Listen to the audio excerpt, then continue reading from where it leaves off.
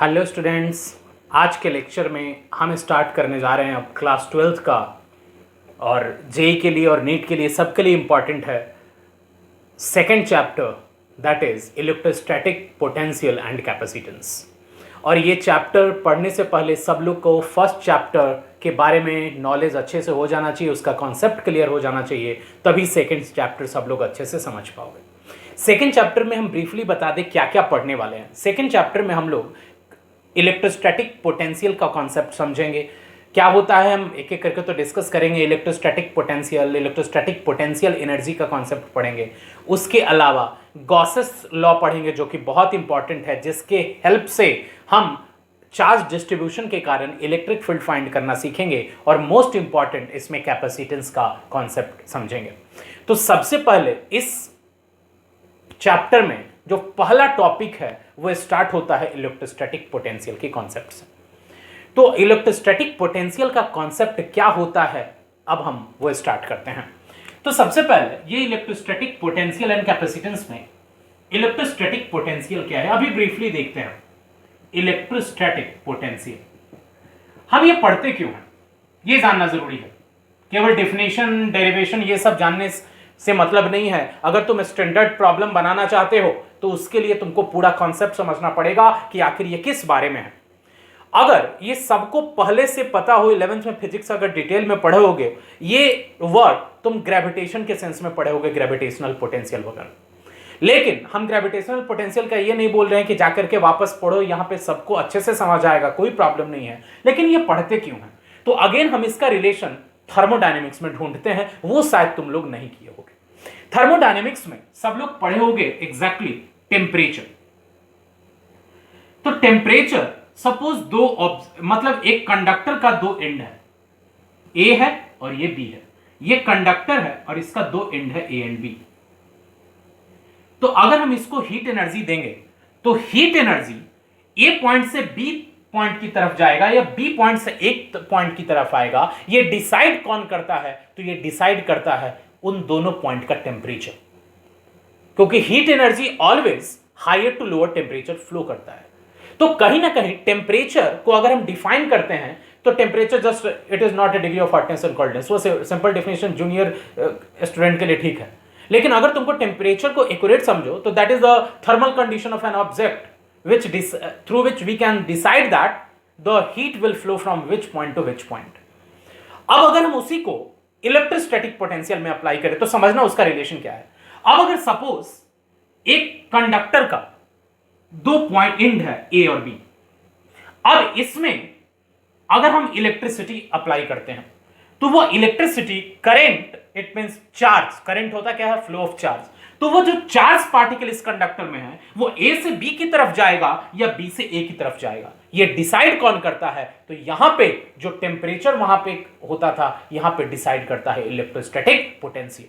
तो electrostatic potential को अगर डिफाइन करो, it is the condition of A point in a conductor through which we can decide that the charge will flow from which point to which point. इसीलिए तुम लोग पहले भी सुना होगा 10th में अगर करंट वगैरह पढ़े होगे कि इलेक्ट्रिसिटी में charge always from the higher potential to lower potential. तो ये लोअर पोटेंशियल क्या है, ये पोटेंशियल वही इलेक्ट्रोस्टैटिक पोटेंशियल है जिसके बारे में हम यहां पे पढ़ने वाले हैं। तो इलेक्ट्रोस्टैटिक पोटेंशियल का अगर कॉन्सेप्ट समझो तो ये क्या है, तो इलेक्ट्रोस्टैटिक पोटेंशियल किसी भी कंडक्टर में किसी भी पॉइंट का वो प्रॉपर्टी है जिसके थ्रू हम ये डिसाइड करते हैं कि चार्ज किस पॉइंट से किस पॉइंट की तरफ फ्लो करेगा। तो अब हम स्टार्ट करते हैं कि आखिर वो कंडीशन किसी भी पॉइंट का हम कैसे फाइंड करते हैं।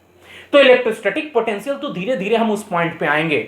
तो हम सबसे पहले स्टार्ट करने जा रहे हैं इलेक्ट्रोस्टैटिक पोटेंशियल एनर्जी, और उसी के थ्रू हम लोग धीरे धीरे इलेक्ट्रोस्टैटिक पोटेंशियल पे पहुंचेंगे। तो समझते हैं सबसे पहले इलेक्ट्रोस्टैटिक पोटेंशियल एनर्जी। बहुत इंपॉर्टेंट कॉन्सेप्ट है और पूरे लेक्चर को लास्ट तक सब लोग समझोगे तभी तुमको चार क्वांटिटी यहां पे मिलेगा। Electrostatic potential energy difference, electrostatic potential energy, electrostatic potential difference, and last में हम लोग पढ़ेंगे इलेक्ट्रोस्टैटिक पोटेंशियल। ये चारों टर्म क्या है, चारों एक दूसरे से कैसे डिफर करता है, सब लोग समझोगे। धीरे धीरे हम सबसे लास्ट वाले टॉपिक इलेक्ट्रोस्टैटिक पोटेंशियल पे पहुंचेंगे। तो पहले हम देखते हैं इलेक्ट्रोस्टैटिक पोटेंशियल एनर्जी का कॉन्सेप्ट। इलेक्ट्रोस्टैटिक पोटेंशियल एनर्जी, यह समझने के लिए सबसे पहले हम क्या करते हैं, जस्ट डायग्राम से ही क्लियर करेंगे। हम यहां पे एक positive charge capital Q select कर लेते हैं और इसको हम सोर्स चार्ज जनरली सेलेक्ट करते हैं। ये पहले से ऑलरेडी गिवन है सोर्स चार्ज। तो अब इसका डेफिनेट है, चारों तरफ कुछ ना कुछ इलेक्ट्रिक फील्ड होगा एक डेफिनेट रीजन तक। तो उसी रीजन में हम दो पॉइंट कंसीडर करते हैं, एक पॉइंट है A और एक पॉइंट है B। उसके बाद एक चार्ज प्लस Q लेते हैं और उस चार्ज प्लस Q से को A से B की तरफ मूव कराएंगे। तो अब ये सोचो, ये पहले से सोर्स चार्ज था, इसका इलेक्ट्रिक फील्ड डेफिनेट है आउटवर्ड डायरेक्शन में होगा, तो इसके कारण से इस पॉइंट A पे इलेक्ट्रिक फील्ड इस डायरेक्शन में होगा। अब वो इलेक्ट्रिक फील्ड उस डायरेक्शन में होगा, या तो फिर बोल सकते हो electrostatic force Fe, that is for electrostatic force. अब Fe आउटवर्ड डायरेक्शन में होगा। अगर हम इस प्लस Q चार्ज को A से B तक लाना चाहते हैं तो हम जो एक्सटर्नल फोर्स अप्लाई करेंगे वो इस इलेक्ट्रोस्टैटिक फोर्स के अगेंस्ट में अप्लाई करेंगे। तो A से B तक लाते हुए हमको जो वर्क डन करना होगा वो इलेक्ट्रोस्टैटिक फोर्स ऑफ रिपल्सन के अगेंस्ट वर्क डन करना होगा। तो अब जो वर्क डन करना होगा A से B तक लाने में, वो वर्क डन एग्जैक्टली इस चार्ज के पोटेंशियल एनर्जी में B पे जाकर के सेव हो जाएगा। तो अगर हम इसी को डिफाइन करें इलेक्ट्रोस्टैटिक पोटेंशियल एनर्जी में, इट मींस अगर हम लिखें work done in moving the charge plus Q, this plus Q charge from A to B, from A to B। तो work done in moving the charge plus Q from A to B is what? तो that is equal to the force, it means ये जो है F external इस direction में लगेगा, Fe electrostatic force, F external इस direction में। तो F एक्सटर्नल डेफिनेट है इलेक्ट्रोस्टैटिक फोर्स के अगेंस्ट में लग रहा है। तो FAB, और डिस्प्लेसमेंट कहां है? A से B की तरफ। F एक्सटर्नल कहां है? A से B की तरफ। इसका मतलब work done in moving the charge from A to B क्या होगा? That is integration of F external dot dr। What is dr? तो A से B तक के डिस्प्लेसमेंट को छोटे छोटे डिस्प्लेसमेंट में बांट रहे हैं, और जिसमें एक छोटा सा डिस्प्लेसमेंट जो इंटीग्रेशन का कॉन्सेप्ट, हम उसको dr नाम रख रहे हैं। और इस तरह से इसको हम A से B तक इंटीग्रेट कर देंगे तो वो आ जाएगा सिंपल वर्क डन। अब अगर हम इसी को चाहें तो F एक्सटर्नल Fe के अपोजिट में है, तो इस डायग्राम से समझ सकते हो F external is also equal to minus of electrostatic force। It means यहां से लिख सकते हैं minus A to B, that is Fe into dr। अगर हम इसी में F एक्सटर्नल जो लिखा गया है, इसको अगर हम इलेक्ट्रिक फील्ड के फॉर्म में लिखें तो E is equal to हम लिखते हैं F by Q। हम ऑलरेडी जानते हैं E is equal to F divided by Q। तो इस सेंस में अगर हम F एक्सटर्नल के लिए लिखें तो F एक्सटर्नल तो ये समझ आ जाएगा, Fe को हम क्या लिख सकते हैं? ये Fe है, तो Fe is equal to Q into E। तो ये टर्म क्या आ जाएगा? Work done in moving the charge from A to B minus Q into E, it means electric field into dr from A to B। तो ये जो work done in moving the charge from A to B आया, ये exactly हुआ क्या?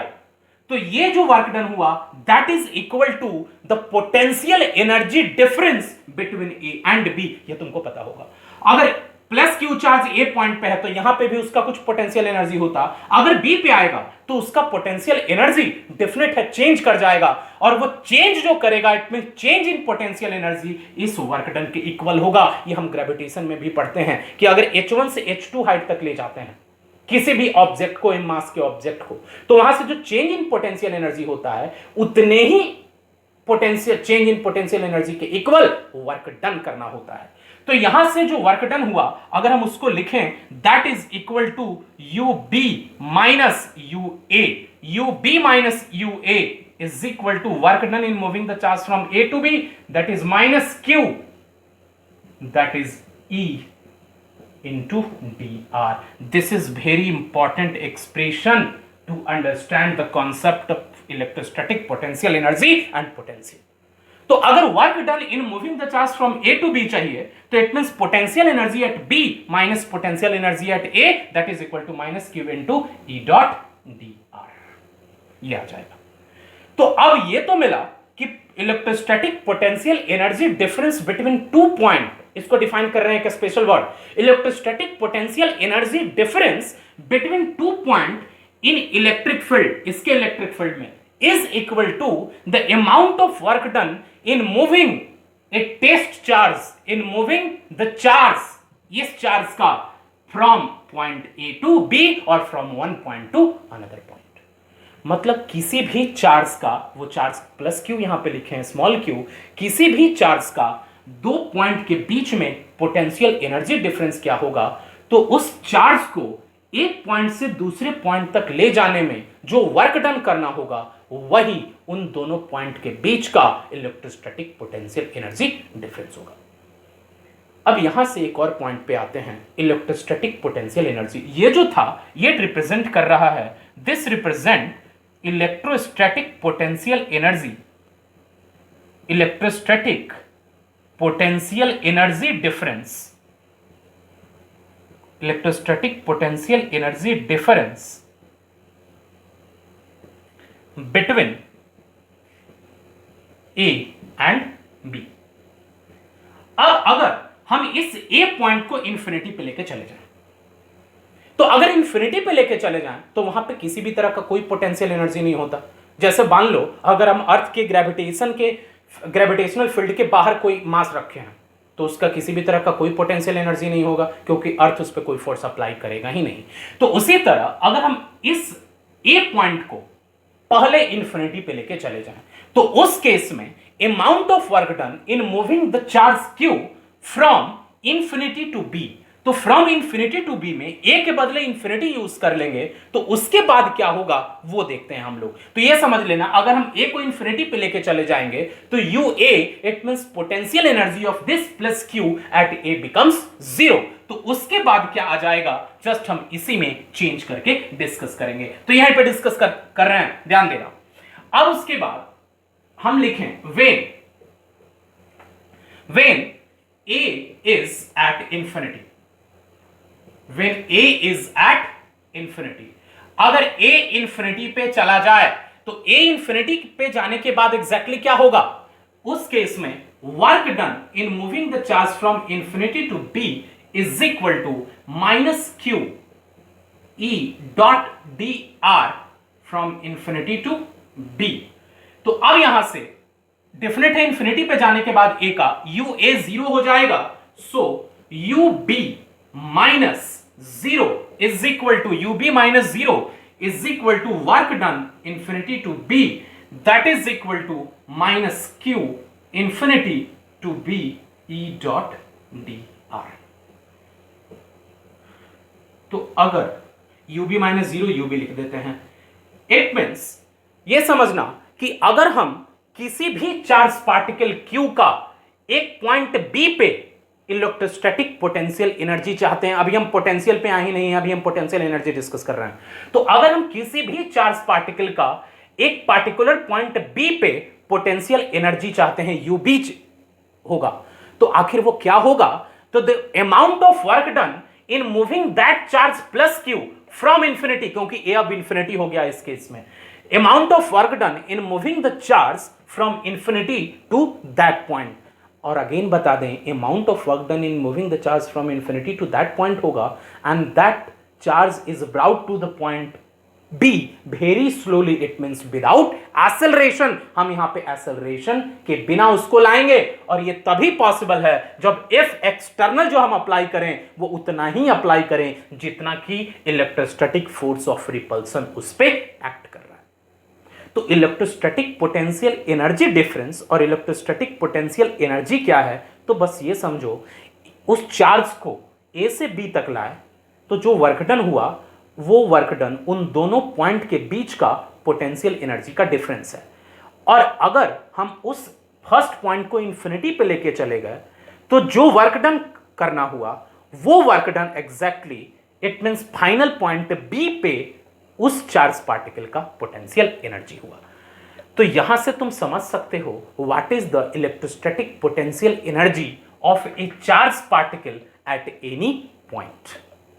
अब इसी का जस्ट नेक्स्ट सेक्शन में हम लोग समझेंगे electrostatic potential difference and electrostatic potential, ठीक इसी से रिलेटेड है और इवन इसमें थोड़ा सा चेंज करेंगे वो आ जाएगा। सब लोग इसको नोट डाउन कर लोगे, पक्का नोट डाउन कर लोगे। और ये मैथमेटिकल एक्सप्रेशन के हेल्प से हम कुछ क्वेश्चंस भी देखेंगे, तो ये सब लोग समझने के साथ साथ इसको नोट डाउन कर लो। तो अब देखते हैं इलेक्ट्रोस्टैटिक पोटेंशियल का कॉन्सेप्ट। हम कंप्लीट इसी में एक्सप्लेन करेंगे, क्या डिफरेंस होगा वो जस्ट इसी में ऑब्जर्व कर लो। हम क्या किए थे, एक सोर्स चार्ज के इलेक्ट्रिक फील्ड में ए पॉइंट से बी पॉइंट तक प्लस क्यू चार्ज को लाए थे। तो वहां से जो वर्क डन हुआ वो वर्क डन इन दोनों पॉइंट के बीच का इस चार्ज का इलेक्ट्रोस्टैटिक पोटेंशियल एनर्जी डिफरेंस है जो यहां पे देखें। अब अगर इस प्लस क्यू को +1 कूलम्ब कर दें, यूनिट पॉजिटिव चार्ज कर दें, तो जो work done in moving the charge from A to B होगा F एक्सटर्नल डी आर।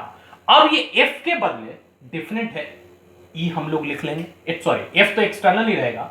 अब जो यहां पे FE लिखे हैं, अब वो FE एग्जैक्टली इलेक्ट्रिक फील्ड बन जाएगा, क्योंकि force experience by unit positive charge जो होता है वो फोर्स एग्जैक्टली इलेक्ट्रिक फील्ड के इक्वल होता है। तो इसका मतलब अगर work done in moving the charge plus Q अगर इतना है तो work done in moving the charge +1 coulomb will be divided by Q. It means यहां से ये क्यू हट जाएगा और ये जो टर्म है इट मींस F एक्सटर्नल ये किसके इक्वल हो जाएगा, E के इक्वल। तो ये सिंपल हम लिख सकते हैं। तो अब समझ जाओगे A से B तक ले जाने में जो वर्क डन हुआ, यूनिट पॉजिटिव चार्ज को ले जाने में जो वर्क डन हुआ, अब यहां से ये Q हट जाएगा। तो अब जो UB माइनस UA था, तो समझना प्लस Q को ले जाने में जो होता है वर्क डन वो पोटेंशियल एनर्जी डिफरेंस होता है, और यूनिट कूलम्ब को ले जाने में A से B तक जो वर्क डन होता है वो उन दोनों पॉइंट के बीच का पोटेंशियल डिफरेंस होगा। Potential difference between B and A, VB minus VA is work done in moving the charge from A to B, और यहां से ये Q हट जाएगा क्योंकि यूनिट कूलम्ब चार्ज को ले जा रहा है। तो अब ये समझने में कोई प्रॉब्लम नहीं होगा, क्योंकि जब Q चार्ज को ले जा रहे थे, यहाँ Q मल्टीप्लिकेशन में था, यूनिट चार्ज को ले जाएंगे तो डिवाइडेड बाय Q हो जाएगा। तो work done in moving the charge Q, it means यहां से जो आएगा ये Q आ जाएगा, क्योंकि Q को ले जाने में वर्क डन WAB था, तो यूनिट चार्ज को ले जाने में WAB डिवाइडेड बाय Q हो जाएगा। तो इस तरह से ये तुम देख रहे होगे कि अगर इसको डिफाइन करना है इलेक्ट्रोस्टैटिक पोटेंशियल डिफरेंस को, तो ये electrostatic potential difference between the 2 point in an electric field is what? Amount of work done in moving unit positive charge from one point to another point.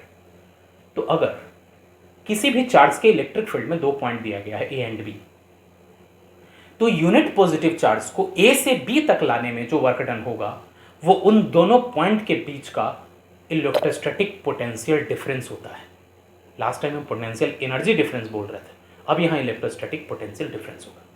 अब अगर हम इस section में A point को it means A को infinity पे लेके चले जाएं, तो अगर हम A को इंफिनिटी पे लेके चले जाएं तो इस केस में ये तो अब Q रहेगा नहीं और ये डिवाइडेड बाय Q हो जाएगा पर यूनिट चार्ज के लिए। तो अब यहां से ये Q जस्ट अब इधर आ गया, तो अब VB it means UB divided by Q आ जाएगा और ये भी divided by Q, it means ये खत्म हो जाएगा।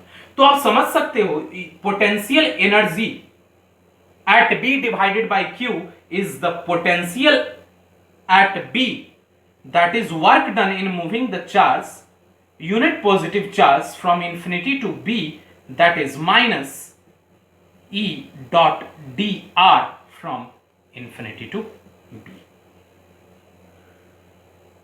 ये बहुत इंपॉर्टेंट कॉन्सेप्ट है। इसका मतलब कि अगर किसी भी पॉइंट पे इलेक्ट्रिक फील्ड में इलेक्ट्रोस्टैटिक पोटेंशियल चाहिए तो वो इलेक्ट्रोस्टैटिक पोटेंशियल एग्जैक्टली क्या होगा, तो वो electrostatic potential work done in moving the unit positive charge from infinity to B होगा, और जो इंटीग्रेशन के फॉर्म में ये लिखते हैं और जो वर्क डन के फॉर्म में ये लिखते हैं। तो ये बहुत इंपॉर्टेंट कॉन्सेप्ट है इलेक्ट्रोस्टैटिक पोटेंशियल और इलेक्ट्रोस्टैटिक पोटेंशियल एनर्जी का, और दोनों के डिफरेंस में बस इंफिनिटी के बदले ए हो जाता था। तो इन चारों में रिलेशन समझो, ये चारों एग्जैक्टली एक ही टर्म है। हम इस पे बेस्ड एक दो प्रॉब्लम भी देखेंगे, हम इसका यूज कैसे करते हैं, ये सब लोग नोट डाउन कर लो। अब ये नोट डाउन कर चुके होगे सब लोग, वीडियो पॉज करके नोट डाउन कर सकते हो। अब हम इसके बाद देखते हैं, समझना। अब ये जो हमको मिला, यहां से एक इंपॉर्टेंट टर्म मिला है। देखो ये जो इंपॉर्टेंट टर्म क्या है, वो है V B is equal to U B divided by Q. V B is equal to U B divided by Q. अब यहां से U B is equal to V B into Q.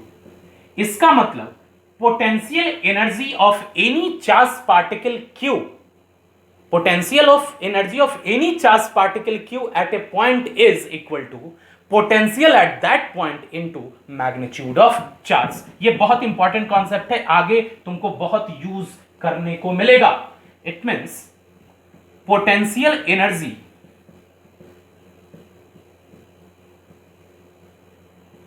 Of a charge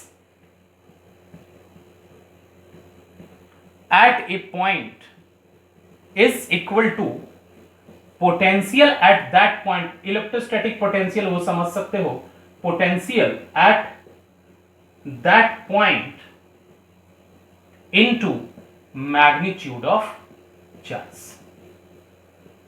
magnitude of charge। तो अब अगर हम potential v का just dimension पूछना चाहें, dimensional formula of potential electrostatic potential, तो v इज इक्वल टू क्या होता है, जस्ट यहां से देख लें। v is equal to work done divided by q। It means dimension of work done divided by dimension of q। तो अब यहां से वर्क डन का dimension, that is work done का समझ सकते हो m l square t minus 2, ये सबको पता हो, और q का तो q is equal to just it होता है, क्योंकि हम एम्पियर के टर्म में लिखते हैं it, it means a t, और यहां से सबका आ जाएगा m l square t minus 3 and a minus 1। तो ये जो मिला हमको सिंपल पोटेंशियल का डायमेंशन, ये याद रखने की जरूरत नहीं होती, जस्ट ये देखो कि वो पोटेंशियल किस क्वांटिटी पे डिपेंड कर रहा है। तो work done per unit charge हमको पोटेंशियल मिल गया, यहां से work done in moving the charge from infinity to B. It means यहाँ पे वर्क डन का डायमेंशन लिख लेंगे, और यहाँ पे चार्ज का dimension Q is equal to IT। It means IT, it means I का एम्पियर में, और T टाइम होता है, तो ये मिल जाएगा। ये तुमको जस्ट हो सकता है कभी शॉर्ट प्रॉब्लम में पूछा जाए कि क्या होता है, तो तुम यहाँ से फाइंड कर सकते हो। तो मोस्ट इंपॉर्टेंट यहाँ से हमको जो मिला कि आखिर इलेक्ट्रोस्टैटिक पोटेंशियल एनर्जी और इलेक्ट्रोस्टैटिक पोटेंशियल किसी भी पॉइंट पे क्या होता है, और उन दोनों में डिफरेंस क्या है। अब उसी का यूज करके हम एक दो प्रॉब्लम्स देखेंगे, ये सब लोग नोट डाउन कर लेना। फर्स्ट प्रॉब्लम क्या है, find work done bye an external agent. मतलब हम डिफरेंट है चार्ज में कि इलेक्ट्रिक फील्ड में अगर हम एक चार्ज पार्टिकल को मूव कराते हैं तो इलेक्ट्रिक फील्ड के अगेंस्ट मूव कराएंगे, तो डिफरेंट है एक्सटर्नल फोर्स उसके अगेंस्ट में होता है, जो हम डायग्राम में देखे भी थे। Work done by external agent in slowly shifting a charge Q is equal to 1 microcoulomb. तो सपोज हम दो पॉइंट ले लें, एक है P और एक है Q। P पॉइंट का कोऑर्डिनेट है 1,2 और Q पॉइंट का कोऑर्डिनेट है 3,4। अब एक चार्ज को P से Q की तरफ मूव कराना है, P से Q की तरफ, और कितना चार्ज है, तो वो charge Q is equal to 1 microcoulomb है। इसी चार्ज को P से Q की तरफ मूव कराना है। तो मूव कराने में जो वर्क डन करना होगा वो वर्क डन पता करना है। तो work done in moving that charge from P to Q is equal to, हम लोग लिख चुके हैं, that is minus Q into that is E dot D R that is from P to Q. कोई प्रॉब्लम नहीं होगा। ये Q into F E होता है। हम लोग work done in moving from A to B जो मेन डायग्राम में जो कॉन्सेप्ट पढ़ रहे थे उसमें देखे थे। तो यहां पी से क्यू तक ले जाना है तो Q into E dot D are. आप जस्ट इसी में वैल्यू पुट करेंगे, देखना इसको हम सॉल्व कैसे करते हैं। तो minus Q, it means Q का वैल्यू 1 माइक्रोकूलम है तो 10 टू द पावर -6। पी, तो पी का कोऑर्डिनेट 1,2 और क्यू का कोऑर्डिनेट 3,4। और अगर हम ई की बात करें तो ई क्या है, तो that is 10 Q I cap dot, फिर है डी आर। तो डी आर को हम लिख सकते हैं dx I cap plus dy ji cap, क्योंकि डिफरेंट है। यहां पे जो आर डी आर वेक्टर है, यहां पे ये स्ट्रेट लाइन में नहीं ले, ये जो स्ट्रेट लाइन है वो एग्जैक्टली 1,2 और 3,4 कोऑर्डिनेट पॉइंट में देखो तो 1,2 समथिंग है और 3,4 ये। तो 1,2 से अगर हम 3,4 की तरफ ले जाएंगे तो डेफिनेट है इलेक्ट्रिक फील्ड का डायरेक्शन है इधर की तरफ 10 to the power 3 I cap. तो आई कैप मतलब इलेक्ट्रिक फील्ड एक्स एक्सिस की तरफ है और हम जो पी से क्यू तक ले जा रहे हैं वो इस डायरेक्शन में ले जा रहा है। तो अब जब इन दोनों का जो डी आर वेक्टर है, तो डी आर वेक्टर मान लो यहां से इसकी तरफ ये लेंगे, तो अब इस डी आर वेक्टर के दो कंपोनेंट, एक dx और एक dy, तो डेफिनेट है D R vector is equal to हम dx I cap plus dy j cap लिख सकते हैं, उसी को लिया गया है। तो अब इसको सॉल्व करें तो -10 to the power -6 into this is 10 to the power 3 dx from, अब डेफिनेट है वेरिएबल ऑफ इंटीग्रेशन x है तो हम यहां y कोऑर्डिनेट को इंपॉर्टेंस नहीं देंगे और डायरेक्ट 1 to 3 इंटीग्रेट करेंगे। तो अब इसको सॉल्व करके 10 टू द पावर 3 इधर आ जाएगा तो -10 to the power -3 dx from 1 to 3। अब इसको सॉल्व कर लेंगे तो it means that is -10 to the power -3 into dx का इंटीग्रेशन x, इट मींस 3 - 1 तो that is -2 into 10 to the power -3 joule. तो इट मींस जो एक्सटर्नल वर्क डन करना पड़ेगा वो ये तो कितना है, इलेक्ट्रिक फील्ड के अगेंस्ट में वर्क डन करना पड़ता है, तो ये हमको मिला -2 into 10 to the power -3 joule. और यही वर्क डन करना पड़ेगा उस चार्ज पार्टिकल को एग्जैक्टली P से Q तक ले जाने में। तो ये सिंपल था, हम यहां से इंटीग्रेशन के हेल्प से फाइंड कर सकते हैं। एक और प्रॉब्लम देखते हैं, यहां पे थोड़ा जो इलेक्ट्रिक फील्ड का एक्सप्रेशन है डिफरेंस होगा। नेक्स्ट प्रॉब्लम देखते हैं। कंसंट्रेट करने इस प्रॉब्लम को सॉल्व करते हुए बहुत सारे कॉन्सेप्ट सीखने को मिलेंगे। तो क्वेश्चन क्या है कि ये कोऑर्डिनेट सिस्टम है, O पॉइंट है जिसका कोऑर्डिनेट 0 0, P 2, 0, Q 2, 2 और इसमें एक इलेक्ट्रिक फील्ड एक्ट कर रहा है। वो electric field x plus 2y I cap plus 2x j cap दिया गया है। अब इसमें एक चार्ज Q जिसका मैग्नीट्यूड है -10 माइक्रोकूलम, उस चार्ज को O से P तक, P से Q तक और फिर Q से O तक लाते हैं। It mean charge Q is moved through the path O to P then to Q and then to O। एटमॉस एक कंप्लीट राउंड ट्रिप ऐसे दिया जाता है। तो ऐसा करते हुए हमको फाइंड क्या करना है क्वेश्चन में, find the work done by the external agent. मतलब जब हम वर्क डन करेंगे इसको एक्सटर्नल एजेंट के थ्रू, तो ईच पाथ मतलब O से P तक में कितना वर्क डन होगा, P से Q तक में कितना होगा और Q से O तक में अलग अलग पता करना है। और सेकंड केस में पूरे राउंड ट्रिप में कितना वर्क डन होगा ये पता करना है।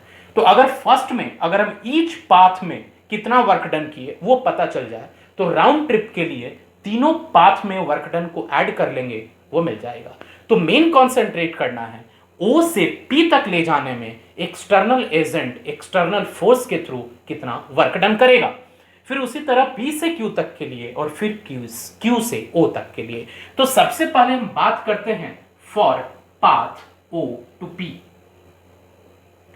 तो O से P तक के लिए अगर हम बात करें, डिस्प्लेसमेंट अलोंग एक्स एक्सिस है। Here displacement is along x axis. Concentrate करोगे और एक एक कॉन्सेप्ट समझने की कोशिश करोगे। Displacement is along x axis. तो अगर हम जनरल वर्क डन की बात करें तो वर्क डन एग्जैक्टली क्या होता है, -q इंटू ई dot D L, D R लिख सकते हो, डी आर। तो अब यहां पे -q इंटीग्रेशन ई का वैल्यू है x plus 2y I cap plus 2x j cap. अब इसका डॉट प्रोडक्ट किया गया है dr, इट मींस dr क्या होता है, तो dxi cap plus dy j cap. अगर इसको हम सॉल्व करें तो work done is equal to आएगा -q integration of x plus 2y dx plus 2x dy। इसको इससे करेंगे और इसको इससे करेंगे और ये -q ये बाहर रखते हैं। तो इस तरह से ये इंटीग्रेशन भी ऐसे दो पार्ट में बढ़ जाएगा। तो अब ये जो मिला work done through out any path हम यूज कर सकते हैं, इसमें कोई प्रॉब्लम नहीं होना चाहिए किसी को। अब इसका फॉर्मूला यूज करके अगर हम O से P तक के लिए फाइंड करें तो for first path O to P work done is equal to -q to O to P। तो O से P तक में it means O to P integration का हो जाएगा और फिर उसके बाद लिखेंगे x प्लस 2y dx। और फिर अगर हम बात करें 2x इंटू डी की, तो देखो O से P तक ले जाते समय जो y कोऑर्डिनेट है वो बदल ही नहीं रहा, तो जो dy है वो तो 0 होगा, मतलब ये कंपोनेंट होगा ही नहीं, कंप्लीट ये कंपोनेंट होगा। समझ सकते हो ये। अब इसको सॉल्व करने के लिए माइनस ऑफ q, तो q का value -10 into 10 to the power -6। फिर O से P, तो O का कोऑर्डिनेट 0,0 और फिर ये 2,0 x प्लस 2y dx। अब इस पूरे पाथ में O से P तक में अगर इस पाथ की बात करें तो y कोऑर्डिनेट कितना है, 0 है।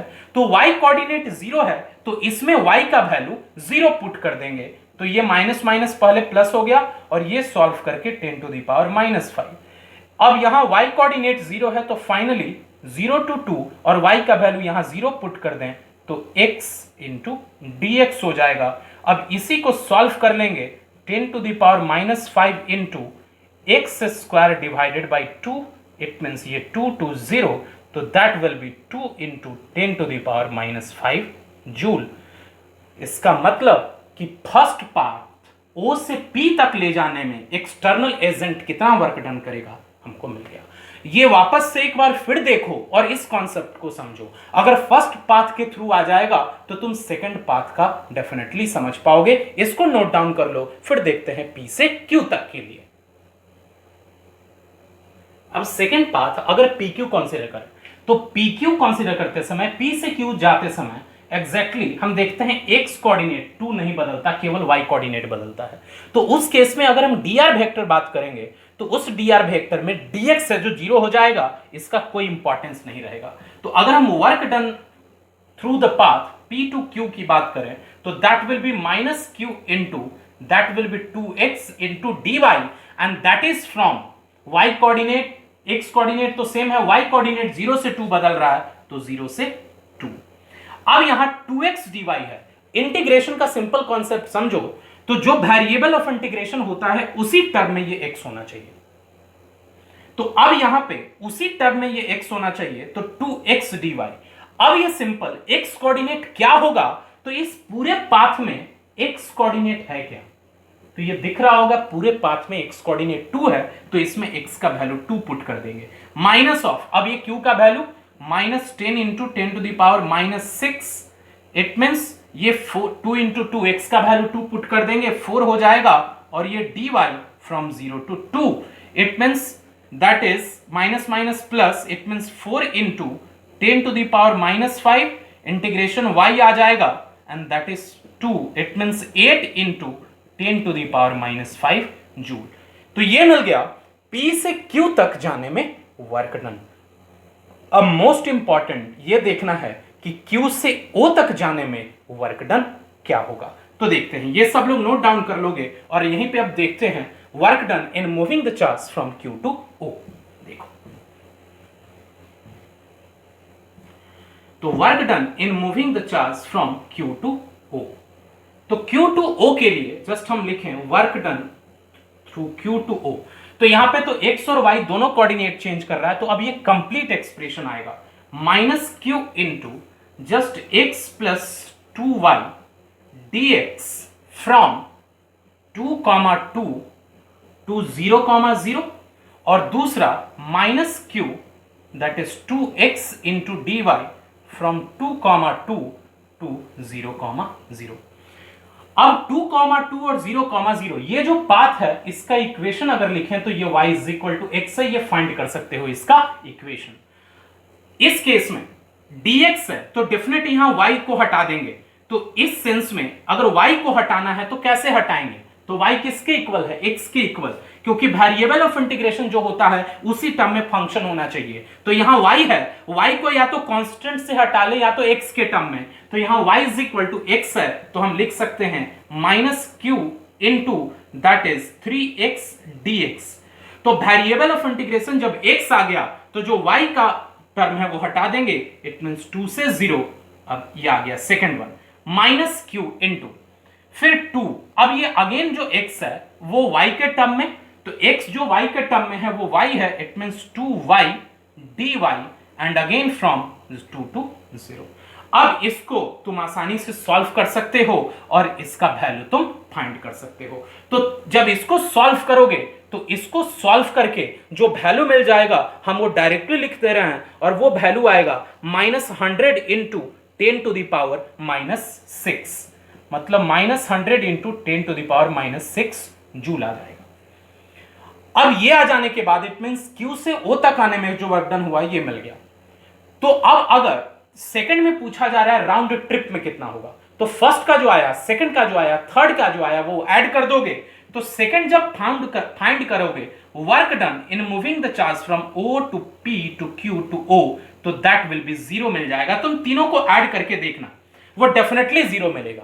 तो जब 0 हो गया इसका मतलब कि अगर हम किसी भी चार्ज पार्टिकल को एक राउंड ट्रिप में मूव कराएं तो वर्क डन हमेशा 0 होता है। तो इस क्वेश्चन को सॉल्व करके तुमको यह भी पता चलेगा कि electrostatic force are conservative in nature. याद हो अगर conservative and non conservative forces, ये सब लोग लॉज ऑफ मोशन में पढ़े होंगे जो 11th में सेक्शन में था। तो कंजर्वेटिव फोर्सेस क्या होता है कि अगर किसी भी ऑब्जेक्ट को अगर हम एक राउंड ट्रिप में मूव करते हैं तो राउंड ट्रिप में टोटल वर्क डन 0 हो जाए तो वो एग्जैक्टली कंजर्वेटिव फोर्स होता है। तो हम यहां पे इस क्वेश्चन के थ्रू ये देखें कि किसी भी चार्ज पार्टिकल को हम एक पूरे राउंड ट्रिप में, कहने का मतलब इनिशियल और फाइनल पॉइंट सेम रहे, उस केस में वर्क डन अगर 0 हो जाए तो जो भी फोर्स उसमें इंक्लूड हो रहा है वो फोर्स एक कंजर्वेटिव फोर्स होगा। तो इस क्वेश्चन के थ्रू हम ये बोल सकते हैं कि electrostatic force are conservative in nature. इस प्रॉब्लम को एक बार दो बार देखो, इससे तुमको बहुत सारा कॉन्सेप्ट क्लियर होगा कि कैसे हम वर्क डन फाइंड करते हैं इलेक्ट्रोस्टैटिक्स में जब एक चार्ज को दूसरे इलेक्ट्रिक फील्ड में एक पॉइंट से दूसरे पॉइंट तक मूव कराते हैं। तो कुछ और प्रॉब्लम्स देखते हैं, ये नोट डाउन कर लो। नेक्स्ट प्रॉब्लम है 1 microcoulomb charge is shifted from A to B, मतलब 1 माइक्रोकूलम चार्ज को A से B तक शिफ्ट करते हैं and it is found that the work done by doing so is 40 microjoule. It means A से B तक ले जाने में 1 माइक्रोकूलम को इतना वर्क डन करना पड़ता है। तो ऐसा करते हुए potential difference VA minus VB पता करना है कि VA माइनस VB कितना होगा। तो ये सिंपल सा प्रोसेस है जो हम पढ़े हैं कॉन्सेप्ट में, वो वहीं से आते हैं। Work done in moving the charge from A to B is what, तो that is the potential difference between B and A, potential energy difference between B and A। तो UB माइनस U है potential energy difference, and that is potential energy को potential के term में हम लोग लिखें तो Q into VB minus VA, क्योंकि potential is equal to UB divided by Q होता है, तो UB is equal to just हम ये लिख सकते हैं। तो अब यहां से ये मिल जाएगा VB minus VA is equal to work done in moving the charge from A to B divided by Q। Then this implies that VA minus VB जो पता करना है minus WAB divided by Q। तो this is minus 40 into 10 to the power -6 divided by Q 10 to the power -6 1 micro coulomb है, cancel होगा, this is equal to -40 volt. तो यहां से जो पोटेंशियल का वैल्यू आ गया, पोटेंशियल डिफरेंस का वैल्यू आ गया, वो -40 वोल्ट हुआ। तो ये आसानी से कैलकुलेट कर सकते हो। एक प्रॉब्लम और देखते हैं, नेक्स्ट प्रॉब्लम देखते हैं, अगेन इंपॉर्टेंट है, पहले क्वेश्चन समझते हैं। A uniform electric field is present in positive direction of x axis. एक यूनिफॉर्म इलेक्ट्रिक फील्ड है जो एक्स एक्सिस के पॉजिटिव डायरेक्शन में प्रेजेंट है, और वो कितना है, 5 न्यूटन पर कूलम का। It means E is equal to 5 I cap newton पर कूलम लिख सकते हैं। Positive direction of x axis का मतलब डिफरेंट है, उसको हम आई कैप के साथ वेक्टर फॉर्म में लिख सकते हैं। Then find the potential difference VB minus VA। अब फाइंड क्या करना है, VB minus VA between point A and B। तो VB minus VA is exactly होगा कितना, तो यूनिट पॉजिटिव चार्ज को A से B तक ले जाने में, इट मींस +1 कूलम चार्ज को A से B तक ले जाने में जो वर्क डन होगा वही होगा, it means amount of work done in moving the charge from unit positive charge from A to B, ये होगा। और ये किसके इक्वल होता है, तो -E डॉट dr। तो -E डॉट dr के बदले हम टोटल वेक्टर लिख दे रहे हैं AB, तो ये हम लिख सकते हैं। तो इसमें कोई प्रॉब्लम नहीं होना चाहिए। तुम बोलोगे यहाँ इंटीग्रेशन का कॉन्सेप्ट है, मतलब ऐसा लिखते हैं, तो चलो अगर ऐसा लिखें तो E तो कांस्टेंट है, तो -E अगर हम बाहर रख लें तो अब dr, तो अब dr जो टोटल लेंथ है वो AB वेक्टर है, तो -E डॉट क्या आ जाएगा, just dr is total AB, it means AB vector हम लिख सकते हैं। तो यहां से अब हम यही फाइंड करेंगे और ये टोटल VB माइनस VA आ जाएगा। तो फाइंड करने का टेक्निक, -E कितना है, तो दिस इज 5 आई कैप, अब डॉट AB वेक्टर, तो जस्ट वेक्टर में पढ़ोगे AB vector is just OB vector minus OA vector, position vector of the final point minus initial. तो 5 आई cap plus 3J cap minus OA vector, तो that is 0 I cap plus 2J cap. Solve करें तो that will be 5 I cap plus J cap. 5i minus 0i, it means 5i, 3i minus 2, 3j minus 2j, that is j cap. AB vector this is 5i cap plus j cap. अगर हम इसको multiply करें तो 5 and 5i cap that is -25 volt, तो हम easily find कर सकते हैं। तो ये तुम देख रहे होगे कि potential difference between 2 point it's simple, the amount of work done in moving unit coulomb charge from one point to another point, और उसी के हेल्प से हम लोग यहाँ पे फाइंड किए। Amount of work done in moving the unit positive charge ही है जो कि हम फाइंड किए इलेक्ट्रिक फील्ड और डिस्प्लेसमेंट वेक्टर के फॉर्म में। इलेक्ट्रिक फील्ड और ये डिस्प्लेसमेंट वेक्टर AB वेक्टर उसके फॉर्म में हम ये फाइंड किए। तो अब इस तरह से तुम जो 4 कॉन्सेप्ट बताएं, electric potential energy difference, electric potential energy, again electric potential difference and electric potential, इन चारों में रिलेशन डिफरेंस समझो, और उसके अलावा 2 पॉइंट के बीच में किसी चार्ज को मूव करने से जो वर्क डन होता है वो क्या होता है, और यूनिट कूलम चार्ज को मूव करने से होता है वो क्या होता है। ये पढ़ने के बाद कुछ क्वेश्चंस उस पे बेस्ड तुम बना सकते हो, और इस पे बेस्ड सिंपल अभी जो हम क्वेश्चंस बनाए हैं वो मेंस लेवल, नीट लेवल में पूछे जा सकते हैं।